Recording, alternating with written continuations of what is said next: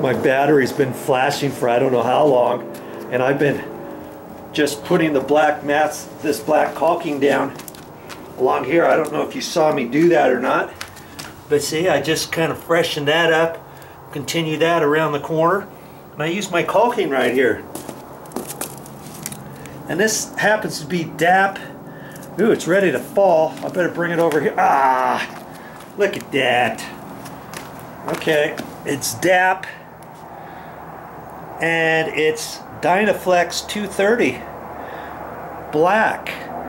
Yeah, you can get caulking all different kinds of colors. You don't have to use this one. Any kind of exterior caulking. And I've been doing that around these edges. Doesn't that look good? So when I put the tiles down, it's going to match the black everywhere else. And I've done that over in there, over here. This I don't have to do because that's where the stucco continued all the way down. So if the tile's cut short, which I know it is, you'll just see the stucco color all the way down. You won't see the white down below the stucco.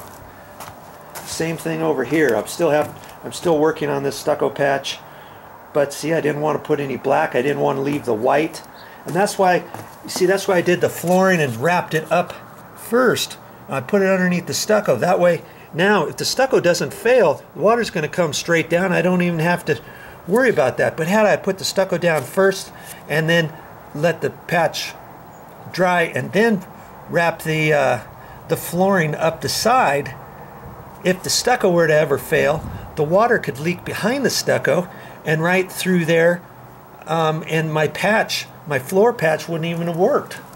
You see what I mean? So that's why I did that one backwards. This one here, I didn't really have a stucco defect here, did I? So that's why I wrapped the roofing material up with the cloth and stuff up here, and then I went over it with the stucco patch. Okay, so now you see, I said I got 2 tubes of caulking, and I'm hardly, see how long the plunger is? So the plunger's probably only in that far. That's about as much caulking as I use to blacken all this out.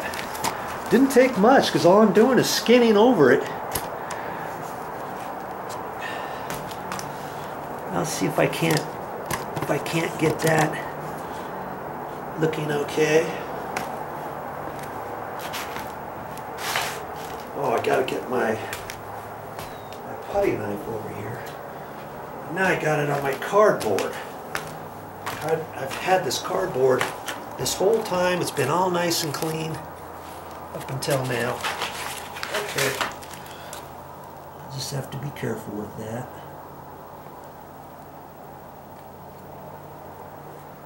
I got quite a bit on my putty knife. So I'll get that off first.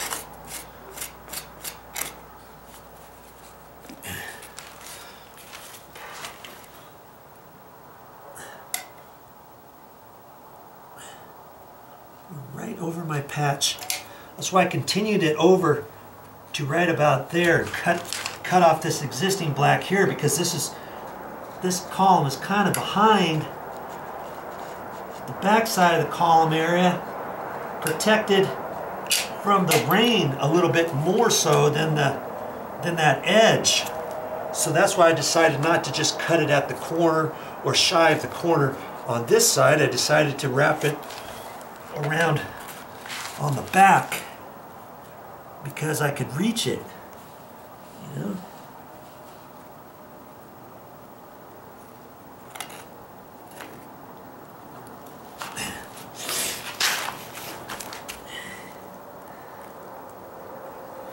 I just thought I would continue it over a little bit there.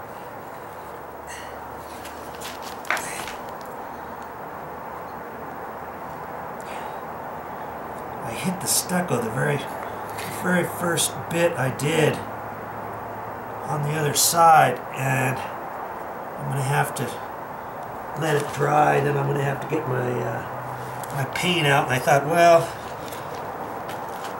okay, if that's the worst thing that happened today, I'm having a good day. See, I was trying to be really careful and getting it under there, and I tagged the stucco trim and the stucco right there, so I can touch that up with my stucco patch. This is pretty much dry now,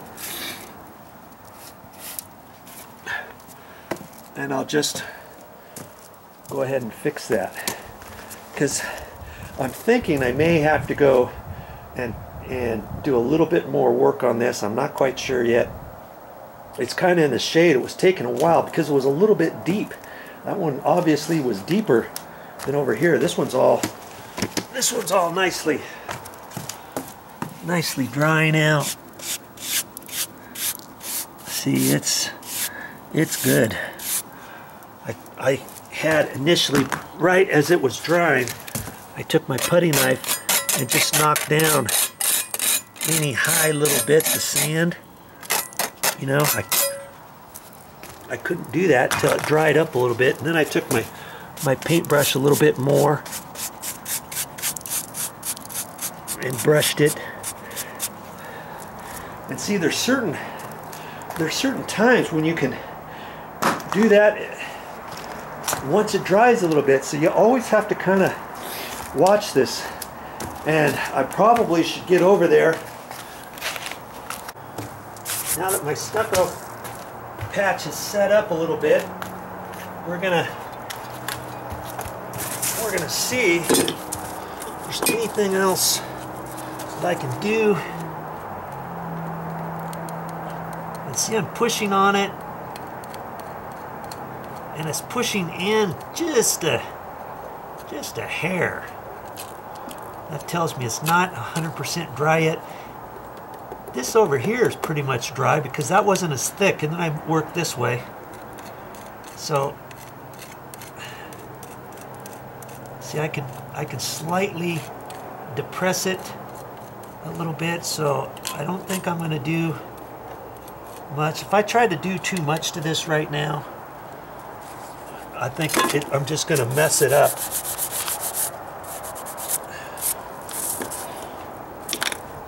More than helping it, okay? Because I can see how it's slightly depressed in, a little bit low. So as it dries a little bit more, I think I'm going to put a little bit more on now with the paintbrush, and then I can take my roller. Remember this? I was using this before. It's all hardened up now, and when I cleaned it, I kind of dried it and made it kind of push up, so I've got some nodules on there. So once I put a little bit more on, I'm gonna use this. I couldn't use it before because that was too wet. But once this dries all the way, I'll put a little bit more on, maybe with my putty knife, and brush it with my paintbrush, and then I can go over that, and that'll kind of pull some of it out. As the roller goes on, it will kind of pull some of it and push some in, and I can get a little bit more of a high-low look, because right now, because it was wet and I pulled it on there with the putty knife, I flattened it out pretty much, and it's not really matching this. This dried has little holes in it. You can see these holes in the stucco. See? That's not gonna let it leak or anything, but that's just how it is. And those holes are just caused by the sand moving around when they put it on. When I put my patch on, you see over there, don't really have many holes, do we?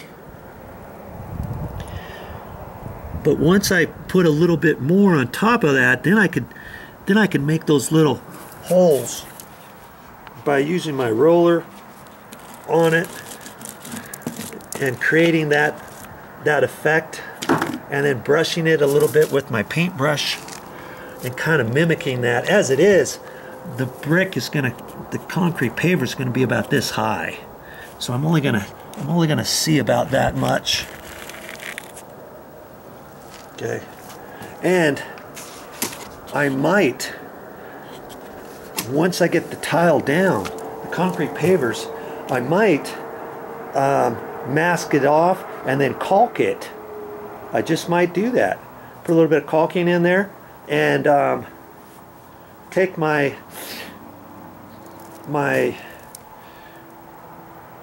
stucco patch and go down to the caulking, or just put the stucco patch on and brush it on there, put a tape line and put the stucco patch on there, and maybe do away with the gap on the concrete paver altogether. I don't know just yet. That's why I'm continuing this patch all the way down, blending it in, brushing it in, just like I did that other one.